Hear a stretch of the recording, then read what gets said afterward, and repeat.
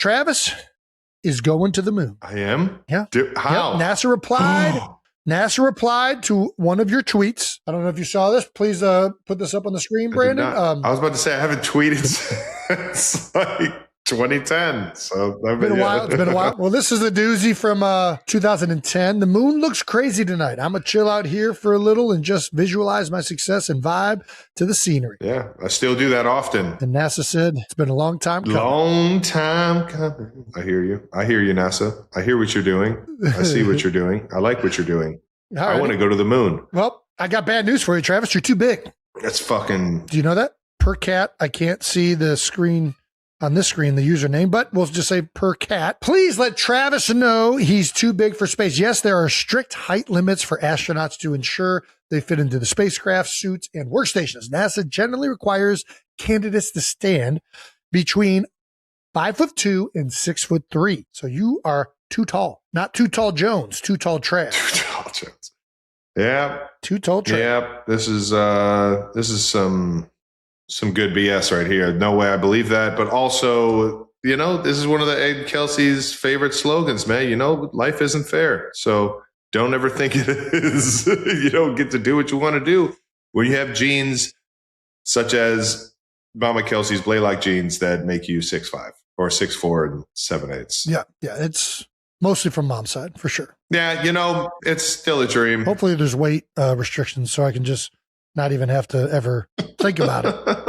What do you think of this Artemis 2 going to the moon, Jason? I love it. I'm a big fan of us going places with rockets.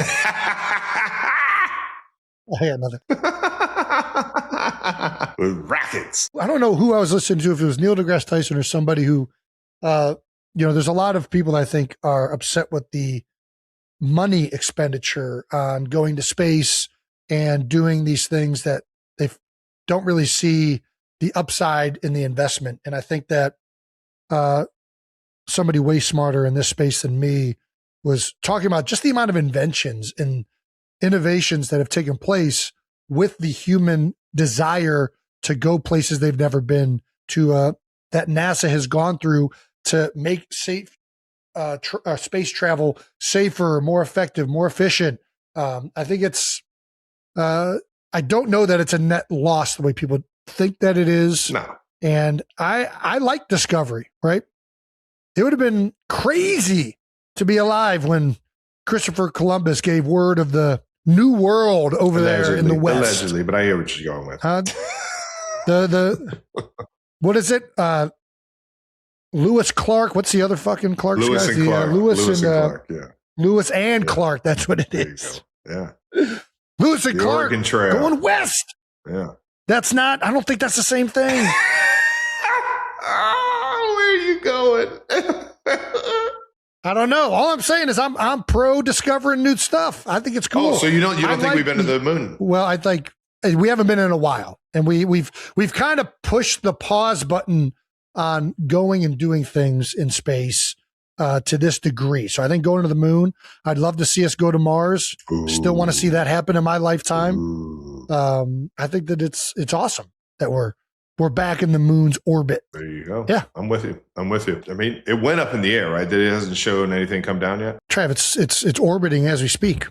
Nice. It's up there. It's epic. Can't wait to see pics. Jason, I think we all know this in-house, but you guys got a new dog. We did get a new dog. We got a German Shepherd. Nice. We were talking about it last week, weren't we? Did that go on air? Did it? We weren't recording when we taled about it. The news hadn't broken yet. Kylie broke the news on her show. Oh, yeah. Of course. Scooped us. She scooped us. All right. Well, then she can have it. Yeah, no, we got a new dog. Do you want to see it? I mean, if it's a puppy, I would love to see it. Who doesn't love puppies? All right. I'll go get her. All right. Oh, look at that pup. That's right. This is Frida. Or as everyone is calling Freddie. Everyone is calling her Freddie around the house. Where did Frida come from? She's a rescue from, what is it, the SPCA? I always get that mixed up. But there's a litter that was PCSPCA. PSPCA. Such a dick. Anyways, yeah, no, we went down. We got this beautiful dog here. Doggy. I am calling her Gunda Gunda. because I like that name better. Gunda! Gunda, sit! Gunda, sit, Gunda. Why are you speaking to it in another accent? She's German, right? Gunda! You're telling Uncle Travis not Gunda? It's not Gunda, it's Freddy. Freddie? Nice. I like Freddie. Freddie's a girl? Frida is a girl. Freddie is the nickname. But yes. Nice. All right, that does it for a little bit of that new news brought to you by American Express. Let's get to a little bit of that out of the house, which is brought to you by Intuit TurboTax. It is officially tax season. Not gonna lie, if you haven't gotten them in yet, you might want to get them in or get it done with TurboTax. As you're watching this, Jason and I are actually out of the house down in Augusta, Georgia at the one and only Masters tournament down there at Augusta National. And yeah, I'm excited about it. I think it's going to be a pretty fun experience. The last time I went, I think I mentioned this earlier. The last time I went right after COVID, and there were like limited amount of people, no grandstands at all, if any. Maybe a few were up, and it was a very mild experience. But I got to see the Masters for what it was. I got to see the course in Augusta National and how it's like a botanical garden in a sense, with all the azaleas and the flower pots and the trees and just the natural beauty that the place has. That was an amazing experience. But I'm pumped to see this thing at full go. Like, everybody is jacked up for this Masters. Yeah. Everybody's, excited to see if Rory can, stay on top like he did last year. I think there's a lot of excitement going into this one, and I'm pumped to just hang with my friends that the group of guys that we're going into it with, as well as enjoy some at least one day with Jason. I think to everybody that hasn't been to the Masters, it's a event second to none. The way it's done, there's nothing else like it. Like, there's obviously great history in it, dating back to 1934. It's special not just because of how incredible the course is, but how it's run by Augusta National. All the people in the hospitality, a bunch of teachers take on second jobs because they're on spring break. So a lot of the workers there are actually school teachers in the surrounding community. There's obviously everything that happens at the course, but then outside of that, there's so many parties and events and concerts and homes that are throwing things all week long down there. It's really turned into such a week of just, festivities. That it's the Super Bowl of golf. It's the biggest tournament. It's the biggest showing. It's the top players in the world that know this is the one that determines the greatness and the greatest that have ever played this game. And there's something really beautiful with the no phones thing. And there's so many things that everybody goes. I went to Sunrise Mass this past week, and we're all taking pictures of the sunrise, and it's beautiful. But the fact that you're not allowed to have your phone in there makes everybody be present in a way that's very, just breathtaking, because you have to take in the scenery and the moments and the shots, but also that you're all doing it together. There's just this very communal aspect of the love of golf that has every walk of life down there, CEOs or guys that won their tickets in a raffle, and everybody's in the same position. And, whoever puts their chair down first, that's going to be their spot. That's what the tradition is. And it's a really awesome event, and something that I don't think really replicates that I've seen. There's nothing like it. I'm really excited to do that. I'm excited. Again, I keep mentioning these pimento cheese sandwiches. I'm definitely getting another one of them. Start stacking cups. I'm going to be broadcasting the par 3, as everybody knows. So I'm excited to see that for the first time and to get a chance to chop it up with some of the best players in the world. I'll say this. I've had the pleasure of fucking meeting a lot of these guys on the PGA Tour, man, and a lot of the guys on the LIV Tour. It's hard to say I'm rooting for just one guy, or I think this guy will win it, because I don't want to shortchange anybody else that I have like a good relationship with. But I'm pretty fucking pumped to see this year's Masters, just because of where golf is right now and how everybody, the love and the infatuation that everybody has with it. I mean, this year alone, you've seen guys like LeBron come out and just the love of the game has just taken him and thrown him into the world of golf. And I think all around right now, like the excitement of golf is at an all-time high. And I think that's going to create a crazy and fun atmosphere for these PGA guys or these guys at the Masters that are the top in the world to really go out there and hit some fucking amazing shots, man. And I'm fucking pumped for it. Hello, friends. Our guest today is a 6'3" broadcaster from the University of Houston. He's been the voice of the Masters for 40 years. You know him from his time in the booth for the NCAA tournament and the NFL on CBS. He's a 2-time Sports Emmy winner for most outstanding sports personality. I can't do it this quiet. He's a member of the National Sports Media Association Hall of Fame, the only person to commentate on all 4 golf majors, and he is the first broadcaster in history to serve as the lead play-by-play announcer for the Super Bowl, the NCAA Men's Final Four, and the Masters, all in the same calendar year. Come on! 92%ers, please welcome Jim Nance! Let's go. Jim, welcome to the show, baby. Well, hey, hello, friends. What an introduction. My gosh, man, my head's so big right now, I'm not going to be able to fit in the Butler cabin this week. But I am so thrilled to be on with the Kelce brothers. Obviously, I know you both for years. I've loved being able to meet with you guys in a variety of places. I'm really proud of your story, your whole Cleveland Heights.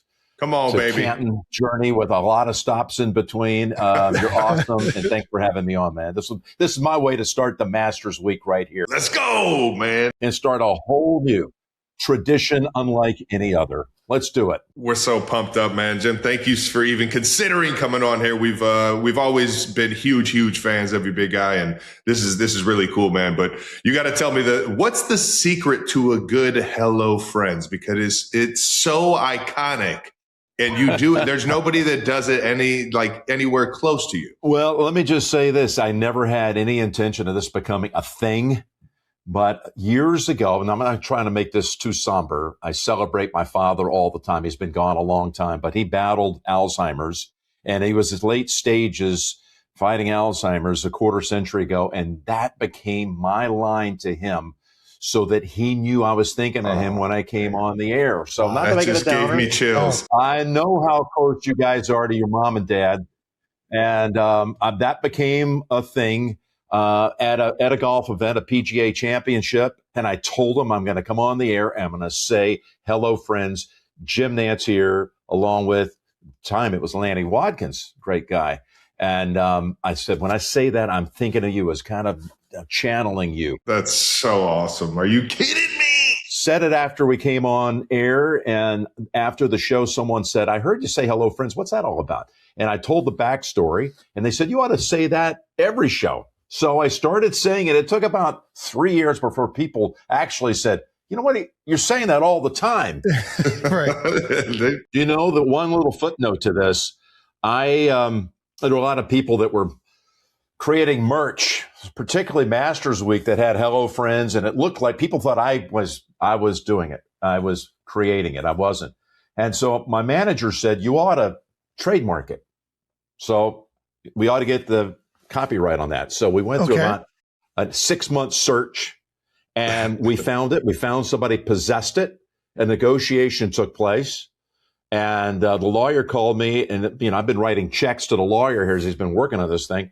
And he said, I've got some good news and bad news. We found it. We found the people to own it. They're willing to deal with us. And I negotiated with them. And I said, look, I told you, I'll pay a lot of money for this. Yeah. It's personal. And they said, it's going to cost you $664. And I said, $664,000? And he said, no, $664. I said, wait a minute, I paid you $25,000 to write a check for $664. And I can't give the name away, but I can give you some hints. I bought it from a television superstar who owned it. Wrote the check, did the whole thing, and now I own it. So when anybody says hello, friends, like you did, Jason, at the top, I'll give you the address. You got to send me a check for $25. You got it. You got it. Nice. I'll bring it down to the historic Butler cabin and pay it off. Please, that's it. Are you constantly thinking about like tags and slow? Like you've had so many times throughout your career where you're in the middle of a game and it feels like it just comes to you. Do you pre-plan a lot of these things before the games, or is a lot of it just coming natural? Let me ask you this. On the eve of games, did you ever kind of run through the game in your mind and actually see the plays so vividly in your head? You felt like you were actually playing it, but you were asleep, and you could actually see yourself moving and how you were going to react and how you were going to perform on that play. I do the same thing before every show. It is not scripting, but I think of scenarios. I think of what happens if Tiger wins. What's that going to feel like? What are the stories I'm going to want to get into? But those taglines, particularly at Augusta, and like I said, I've been doing it for 40 years, most of them are on the moment, organic. This is what I feel. I don't have notes in front of me. A couple of times I will have some background stories that I have written down. I want to make sure I get to it. But unlike a football game where I'm working off of spotting boards, in golf, I like to say I'm calling it from my heart. And what I see is what I feel. And I'm going to let my heart speak. So if Rory knocks in a putt to complete the career Grand Slam, as we witnessed a year ago, it struck me at the time to say the long journey is over. Yeah. McIlroy has his masterpiece. I had not written that down. I had not gone to bed thinking exactly what I was going to say, but I kind of was noodling on the idea of masterpiece, but the words just kind of came out.